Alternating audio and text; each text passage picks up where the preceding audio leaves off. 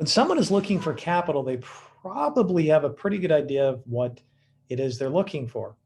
Sometimes people know exactly how much they're looking for and can verbalize it. Other times they have no idea because it is their first time or they're newer to this specific line of business.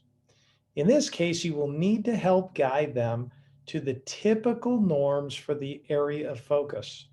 Let's say, for example, you are speaking to a small business owner who's buying a building for $2 million. You'll need to help him or her understand how much they can borrow.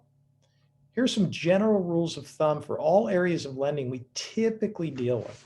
Please note that this is not all encompassing, but you should ask your manager where you can access our matrix, which will help you learn these. Without further ado, here they are.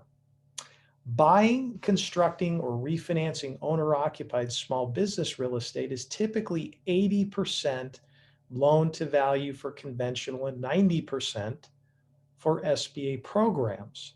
This means 10 to 20% is exactly what they will need to put down.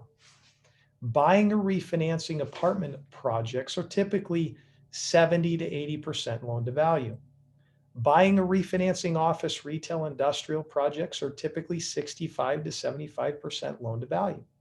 Constructing investment properties such as self-storage, industrial, office, retail, industrial is anywhere from 65 to 80% loan to cost. Business acquisitions are typically 75 to 90% for SBA loans. Equity for large investment projects such as an apartment, office, retail, industrial, etc., is usually 90%, which the investor will put in of the total equity amount, and the borrower puts in the 10%. So for example, if somebody has a project where they need 10 million of equity, then the investor would put in 9 million and the borrower would put in 1 million.